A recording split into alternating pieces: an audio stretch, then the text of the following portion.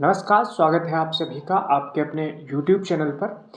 दोस्तों, हम लोग पढ़ रहे थे दृष्टि आईएएस की ज्योग्राफी की क्विक बुक में इंडियन ज्योग्राफी के पार्ट को हम लोग कवर कर रहे थे और उसमें हमने अपवाह तंत्र और अपवाह तंत्र के प्रकार के बारे में जानकारी ले ली थी।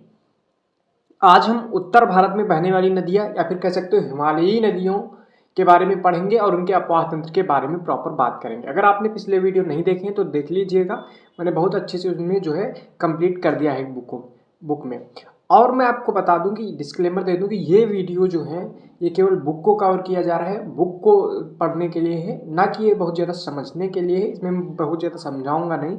अगर आप अलग से समझना चाहते हैं प्रॉपर तरीके से टॉपिक को तो कमेंट कर दीजिएगा, हम अलग से वीडियोज़ ले आएंगे। लेकिन इसमें सिर्फ बुक कवर की जा रही है, इसलिए हम ज़्यादा नहीं समझा रहे। चलो शुरू करते हैं। वीडियो को लाइक कर देना, दोस्तों के साथ शेयर कर देना और चैनल को भी सब्सक्राइब कर लेना आगे के वीडियो पाने के लिए। तो आप यहाँ पे देख सकते हैं भारत की नदियों का अपवाह तंत्र के बारे में यहाँ पे बात की जा रही है। चलिए देख लेते हैं भारत की नदियों के अपवाह तंत्र में। तो भारत में जो नदियाँ हैं वो दो प्रकार की अपवाह तंत्र पाया जाता है। एक तो हिमालय की नदियों का अपवाह तंत्र पढ़ना होता है और दूसरा प्रायद्वीपीय नदियों का अपवाह तंत्र पढ़ना होता है। तो आज हम कवर करेंगे हिमालय की नदियों का अपवाह तंत्र और इसके बाद जो वीडियो आएगा उसमें हम लोग प्रायद्वीपीय नदियों का अपवाह तंत्र कवर कर लेंगे। चलिए देखते हैं। यहाँ पे आप लोग देख सकते हैं भारत की नदियों के बारे में अगर मैं आपको दिखा दूँ यहाँ पे थोड़ा सा, तो मेजरली यहाँ पे 3 नदियाँ होंगी उत्तर भारत की। सबसे पहले इधर आप सिंधु देखेंगे, सिंधु का अपवाह तंत्र और इसकी सहायक नदियाँ पूरी पढ़ी जाएंगी। इधर गंगा जो होगी इसके बारे में पढ़ा जाएगा और इधर से ब्रह्मपुत्र जो नदी होगी उसके बारे में कंप्लीट डिटेल्स यहाँ पे ली जाएंगी। और जो नदियाँ होंगी वो हम लोग नीचे पढ़ेंगे, ठीक है। चलिए देखते हैं। तो सबसे पहले यहाँ पे हिमालय की नदियों के अपवाह तंत्र के बारे में बात किया गया है। तो मैंने आपको पिछले वीडियो में बताया था कि हिमालय की जो नदियाँ हैं वो किस प्रकार का अपवाह तंत्र बनाती हैं, आप पीछे पढ़ सकते हैं। तो कह रहा है कि हिमालय से निकलने वाली नदियाँ 12मासी होती हैं। यहाँ से भी स्टेटमेंट बना सकता है यूपीएससी और पीसीएस कि हिमालय की नदियाँ क्या 12मासी हैं या नहीं। तो 12मासी नदियाँ हैं, अर्थात इनमें जल का बहाव पूरे वर्ष निरंतर बना रहता है, क्योंकि इनको जल की प्राप्ति हिम के पिघलने से होती है तथा वर्षा दोनों से होती है।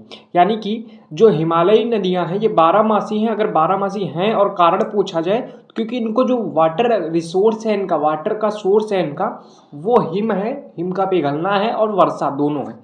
आगे कह रहा है अपने पर्वतीय मार्ग में ये नदियां गहरे गाज, वी आकार की घाटियां, क्षिप्रिकाएं व जलप्रपात का निर्माण करती हैं।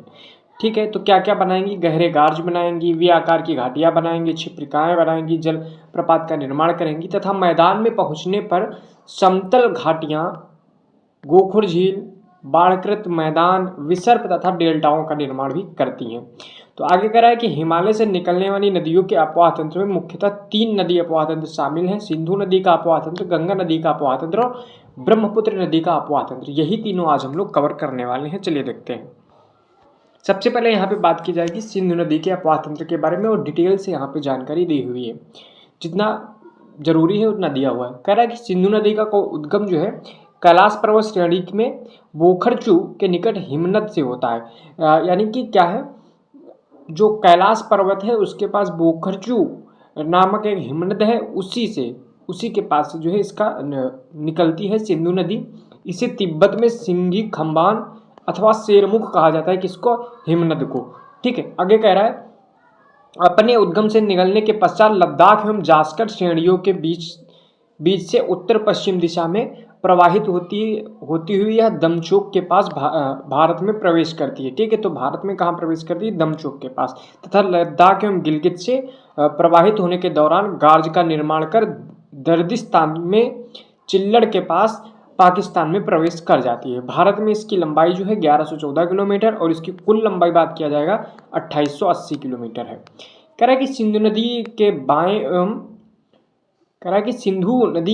एवं दाएं ओर से अनेक नदियां जो है मिलती हैं, जैसे श्योक, गिलगित, शिगार, काबुल, जास्कर। पंचनद कौन कौन सी हैं? झेलम, चिनाब, रावी, सतलज और ब्यास।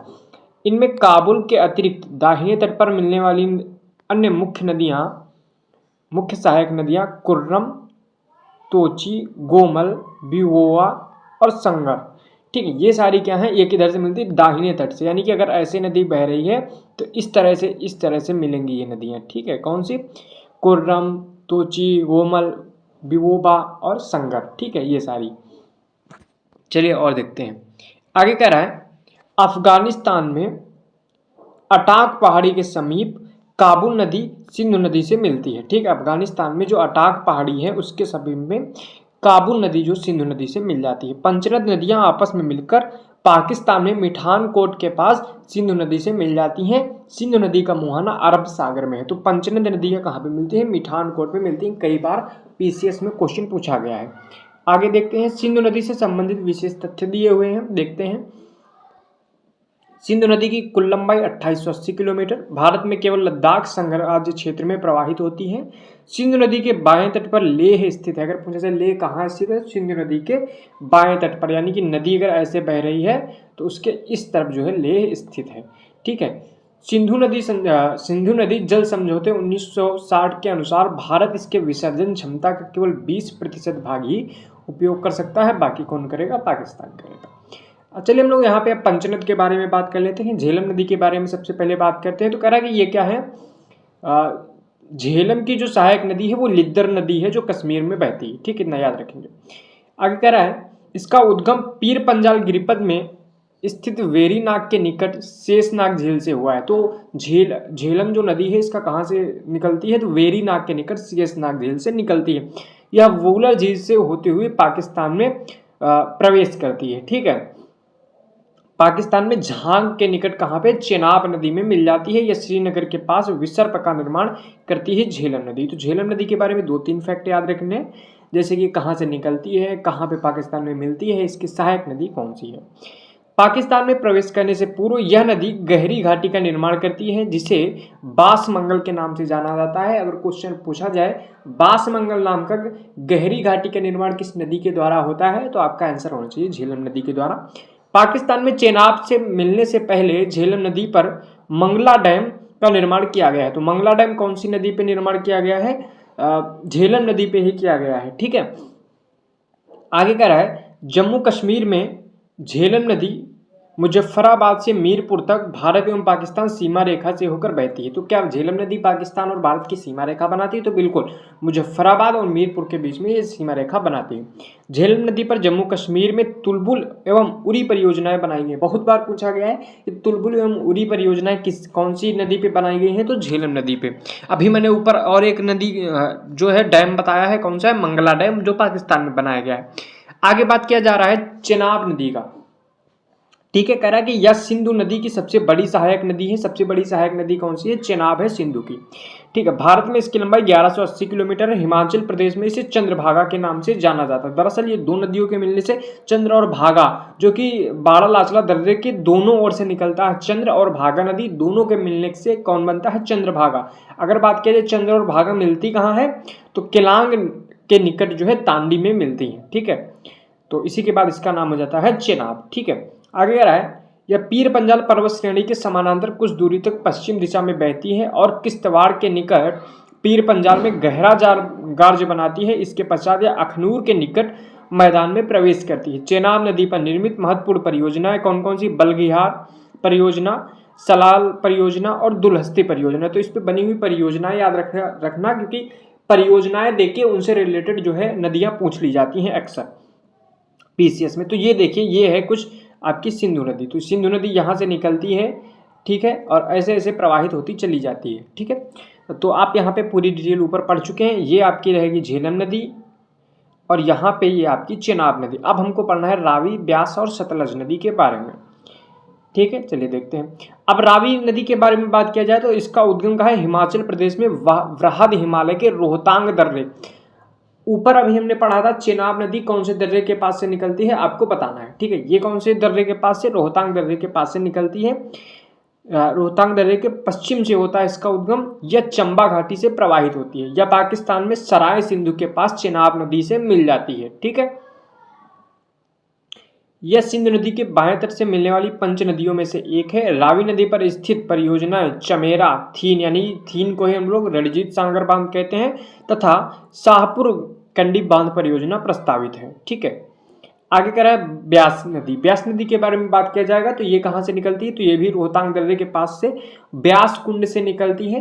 हिमाचल प्रदेश में कुल्लू घाटी में प्रवाहित होती है ब्यास नदी। और कह रहा है कि ब्यास नदी जो है धौलाधार श्रेणी में काती एवं लारगी में गार्ज का निर्माण करती है। पंजाब के होशियारपुर जिले में स्थित तलवाड़ा नामक स्थान पर यह मैदान में प्रवेश करती है ब्यास नदी। ठीक है, आगे कह रहा है यह हरिके नामक स्थान पर सतलुज नदी से मिल जाती है ब्यास नदी। इसके मिलन के स्थान को ही हरिके बैराज के नाम से जाना जाता है। कौन कौन मिलता है हरिके बैराज के स्थान पे, तो याद रखिएगा कौन मिलेगा, ब्यास मिलेगी और कौन सी मिलेगी, सतलुज मिलेगी, दो नदियां। आगे कह रहा है हरिके बैराज से ही इंदिरा गांधी नहर भारत की सबसे लंबी नहर का निर्माण किया गया है, जिसका उद्देश्य क्या है, सिंचाई है। यह पंचनद की एकमात्र ऐसी नदी है जिसका प्रवाह केवल भारत में है। तो जो हमारी ब्यास नदी है ये केवल और केवल भारत में ही बहती है। आगे अगर सतलुज नदी के बारे में यहाँ पे जानकारी दी हुई है, चलिए देख लेते हैं। तो यह नदी जो है तिब्बत के पठार की राक्षस ताल झील से निकलती है। यहाँ इसे लाकचेन खम्बान के नाम से जाना जाता है। यह भारत में प्रवेश करने से पहले 400 किलोमीटर तक सिंधु के समांतर प्रवाहित होती है। सिपकिला दर्रा से होकर यह भारत में प्रवेश करती है। सतलुज नदी सतलुज सिपकिला आप याद रख सकते हैं। राजस्थान से निकलकर यह नदी पश्चिम दिशा की ओर प्रवाहित होती है एवं हिमाचल प्रदेश में गहरी घाटी का निर्माण करती है। भाखड़ा नागल परियोजना हरिके बैराज तथा इंदिरा गांधी नहर से संबंधित होने के कारण ही यह भारत की महत्वपूर्ण नदियों में से एक है। सतलुज नदी भी फिरोजपुर से फाजिल्का पंजाब के बीच भारत एवं पाकिस्तान की सीमा बनाती है। तो इसके पहले झेलम बना रही थी, अब कौन बना रही है, ये जो हमारी है सतलुज नदी। सतलुज नदी की कुल लंबाई 1450 किलोमीटर, जिसमें यह भारतीय क्षेत्र में 1050 किलोमीटर बहती है। आगे हम लोग सिंधु जल संधि के बारे में बात कर लिया जाता है। तो यह कब हुई थी, तो 19 सितंबर 1960 में विश्व बैंक की मध्यस्थता से हुई थी भारत और पाकिस्तान के बीच कराची में।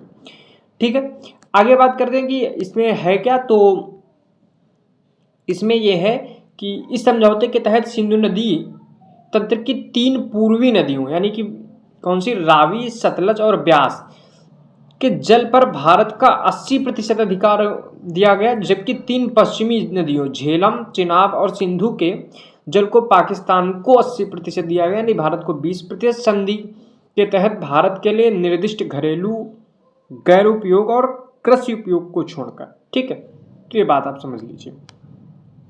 कह रहा है कि इसके साथ ही भारत को पश्चिमी नदियों पर run of the river project के तहत पन बिजली उत्पादन का अधिकार दिया गया है। ठीक है, तो ये बात आप याद रखिएगा।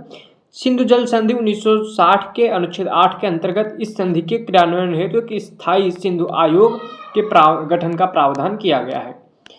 चलिए, हम सिंधु नदी का जो अपवाह तंत्र है उसको हम लोग रिवाइज कर चुके हैं, बुक पढ़ चुके हैं। अगर आपने इसको डिटेल में पढ़ना चाहते हैं तो आप मेरे कम्युनिटी पोस्ट में जाएंगे, वहाँ पे मैंने इसका एक फिगर भी डाला है, हैंडमेड है, आप उससे पढ़ सकते हैं।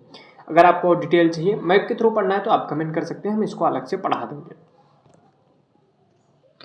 तो आगे दिया हुआ है गंगा नदी का अपवाह तंत्र। चलिए, गंगा नदी के अपवाह तंत्र के बारे में हम लोग बात कर लेते हैं। बहुत इंपॉर्टेंट है, बहुत बार यहाँ से क्वेश्चन बनता है। प्रीलिम्स 2024 में भी यहाँ से शायद क्वेश्चन बना हुआ है। चलिए देखते हैं। कह रहा है कि सतोपथ हिमानी से निकलने वाली अलकनंदा और गोमुख नदी से निकलने वाली गंगोत्री हिमनद, यानी कि गोमुख के निकट जो है गंगोत्री हिमनद जो है उससे निकलती है भागीरथी। तो 2 नदियां हैं, एक तो अलकनंदा और भागीरथी। ठीक है, अलकनंदा और भागीरथी जो है 2 नदियां हैं। अलकनंदा कहाँ से निकलेगी, सतोपथ हिमानी से निकलेगी, और भागीरथी कहाँ से निकलेगी, गंगोत्री हिमनद से निकलेगी। दोनों कहाँ पे मिलती हैं, तो दोनों मिलती हैं देवप्रयाग के पास। देवप्रयाग में मिलने के बाद इनका नाम क्या हो जाता है, गंगा कहलाती है दोनों। आगे यहाँ पे देख सकते हैं अलकनंदा की सहायक नदियों के बारे में अगर बात किया जाए तो अलकनंदा की सहायक नदियां जो है, पिंडार जो है कहाँ पे मिलती है, कर्णप्रयाग में मिलती है, तथा मंदाकिनी नदी के दाएं तट से रुद्रप्रयाग में मिलती है। तो पिंडार मिलेगी कर्णप्रयाग में और मंदाकिनी मिलेगी रुद्रप्रयाग में। धौली गंगा तथा विष्णु गंगा अलकनंदा की अन्य सहायक नदियां हैं। बद्रीनाथ का प्रसिद्ध मंदिर अलकनंदा नदी के तट पर स्थित है, याद रखिएगा। यहाँ पे से अगर हम इनकी सहायक नदियों के बारे में बात कर लिया जाए तो गंगा की सहायक नदियाँ जो है बाएं तट से मिलने वाली, यानी कि अगर ऐसे गंगा बह रही है तो जो बाएं तट से नदियाँ मिलेंगी उनको हम किस तरह से कहेंगे, एक मिनट में फिर से दिखा देता हूँ। यहाँ पे अगर मान लो कि ऐसे रिवर बह रही, ये है हमारी गंगा नदी।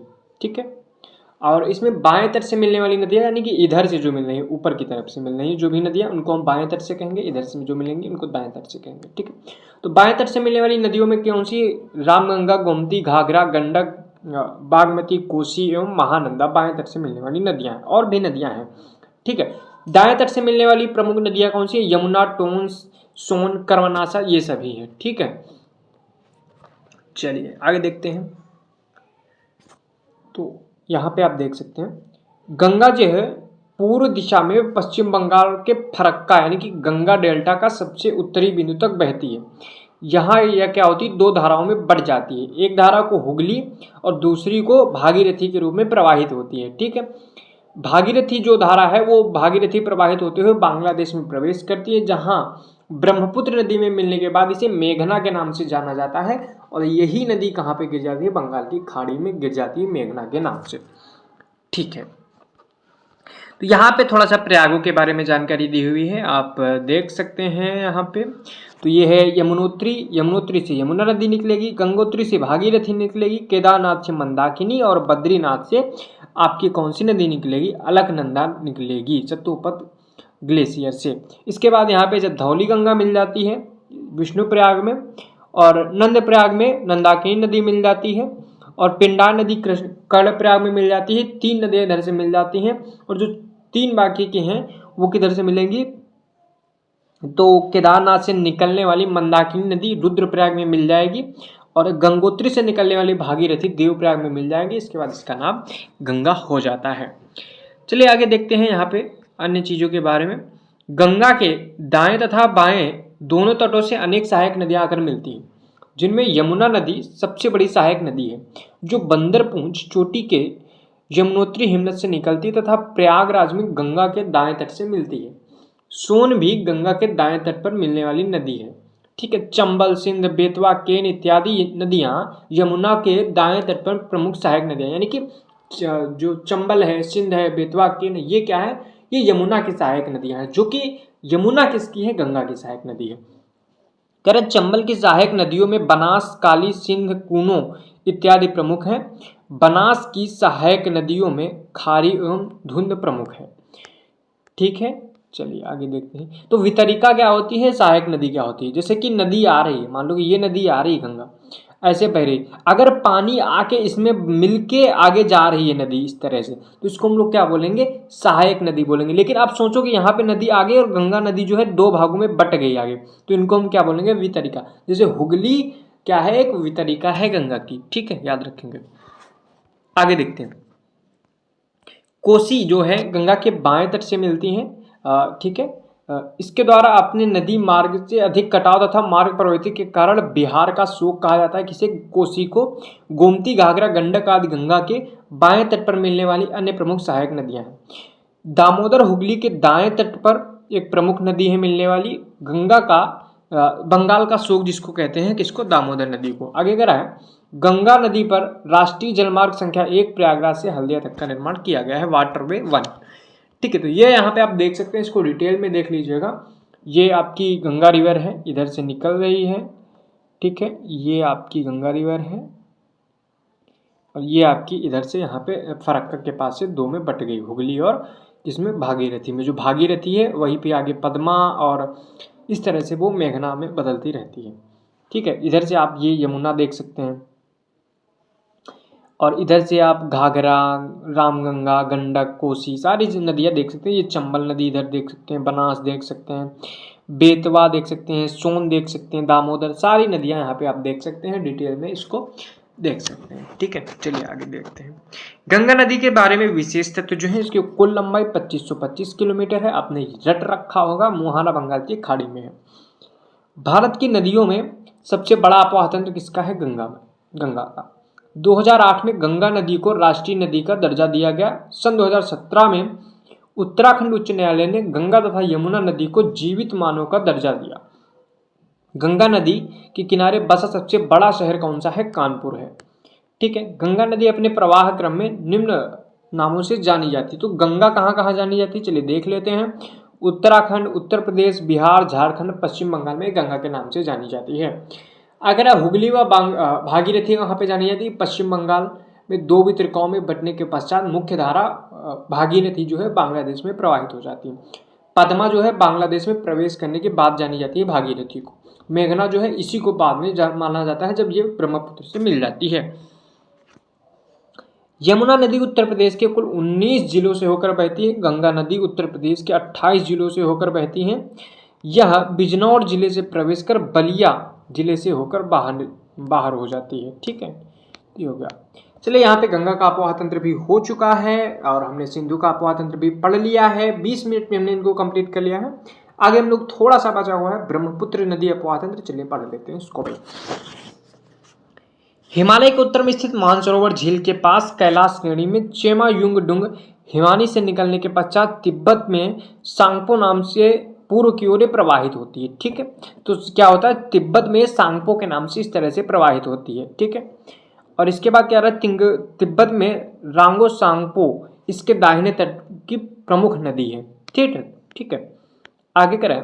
इसके बाद सिंटेक्सियल बैंड, यानी कि आपने पढ़ा होगा जब हम हिमालय पढ़ा रहे थे तो सिंटेक्सियल बैंड आपको पढ़ाया होगा नामचा बरवा अरुणाचल प्रदेश के पास के सहारे नामचा बरवा के निकट स्थित मध्य हिमालय को काटते हुए यांग्याप दर्रे के द्वारा दक्षिण दिशा में मुड़कर यू टर्न लेते हुए भारत के अरुणाचल प्रदेश में प्रवेश करती है, जहां इसको सियांग अथवा दिहांग के नाम से जाना जाता है तथा दिबांग एवं लोहित नदी के बाएं तट में से मिलने के बाद इसे ब्रह्मपुत्र के नाम से जाना जाता है। यानी कि इसको पहले दिहांग के नाम से जाना जाता है, लेकिन जब इसमें क्या होता है, सियांग या फिर दिबांग और लोहित नदियां जब इसमें मिल जाती हैं अरुणाचल प्रदेश में तो इसको ब्रह्मपुत्र के नाम से जाना जाता है। ब्रह्मपुत्र को तिब्बत में सांगपो या सांपो के नाम से जाना जाता है, अरुणाचल प्रदेश में दिहांग, असम में ब्रह्मपुत्र एवं बांग्लादेश में जमुना के नाम से जाना जाता है। तो ये है ब्रह्मपुत्र। ठीक है, तो यहाँ पे आप देख सकते हैं। तो कह रहा है यह विश्व की सबसे लंबी नदियों में से एक है, जो गंगा नदी के साथ मिलकर विश्व का सबसे बड़ा डेल्टा सुंदरवन डेल्टा बनाती है। इसमें सिल्ट का निक्षेपण अत्यधिक मात्रा में होता है। राष्ट्रीय जलमार्ग वाटरवे 2 सदिया से धुबरी तक को ब्रह्मपुत्र नदी पर ही बनाया गया है। ब्रह्मपुत्र नदी में ही विश्व का सबसे बड़ा नदी द्वीप माजुली जो है असम में स्थित है। ब्रह्मपुत्र नदी के दाएं और बाएं दोनों तटों से इनकी अनेक सहायक नदियां आकर मिलती हैं, जिनमें सुबनसिरी, कामेंग, मानस, अमो, शंकोस, तीस्ता इसके दाएं तट से मिलती हैं। दिबांग, लोहित, धनसिरी, कोपिली, मेघना तथा बराक जैसी नदियां इसके बाएं तट से मिलती हैं। तो इसको थोड़ा डिटेल में पढ़ना होगा, इसको हम फिगर से सोच रहा हूँ मैं पढ़ा दूंगा, इसके डायग्राम से, है ना, समझा के उससे। चलिए आगे देखते हैं। मेघना की मुख्य धारा बराक नदी का उद्गम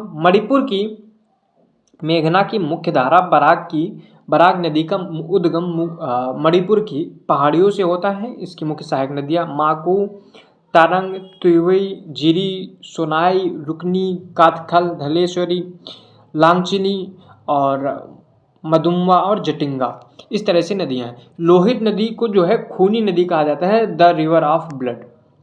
ठीक है, तो भारत में प्रमुख नदी द्रोणी के घटते हुए क्रम में गंगा सबसे बड़ी नदी द्रोणी गंगा की है, फिर सिंधु की, फिर गोदावरी, कृष्णा, ब्रह्मपुत्र और महानदी की, इस तरह से। ठीक है, तो यहाँ पे थोड़ा सा हिमालय की नदियों से संबंधित परियोजनाएं दी हुई हैं, चलिए देख लेते हैं एक बार फटाफट, और इसके बाद ये टॉपिक आज का कंप्लीट हो जाएगा। तो परियोजना का नाम है तो यहाँ पे परियोजना दी हुई, संबंधित नदी दी हुई है और जो है संबंधित राज्य दिया हुआ है। चलिए देखते हैं।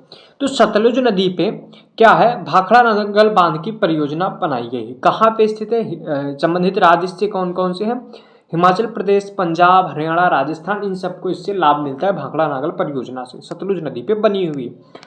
आगे बात किया जाएगा इंदिरा गांधी परियोजना की। तो इंदिरा गांधी जो परियोजना है मैंने अभी ऊपर बताया था, सतलुज और ब्यास जहाँ पे मिलते हैं, हर के बैराज वहीं पे बनाई गई है। इससे लाभ हरियाणा, पंजाब और राजस्थान को मिलता है। अगर हम लोग बात करें पोंग परियोजना की, तो पोंग परियोजना का निर्माण जो है ब्यास नदी पे किया गया है, जो हिमाचल प्रदेश संबंधित राज्य है। चमेरा परियोजना जो है रावी नदी के तट पर स्थित है या फिर रावी नदी पे बनाई गई है और हिमाचल प्रदेश संबंधित राज्य है। थीन परियोजना रावी नदी पे बनाई गई है, पंजाब और जम्मू कश्मीर से इसको फायदा मिलता है। नाथपा झाकरी परियोजना जो है सतलुज नदी पे बनाई गई, हिमाचल प्रदेश इससे संबंधित राज्य है। सलाल परियोजना चिनाब नदी पे जम्मू कश्मीर, बलगिहार चिनाब नदी जम्मू कश्मीर, दुलहस्ती भी चिनाब नदी पर जम्मू कश्मीर में। अभी मैंने ऊपर इन सबको बताया था। तुलबुल उरी और तुलबुल और उरी दोनों कहाँ पे, झेलम नदी पे जम्मू कश्मीर में बनाए गए हैं। टिहरी जो है ये भिलांगना और भागीरथी जो जहाँ पे मिलती है वहाँ बनाया गया है उत्तराखंड में।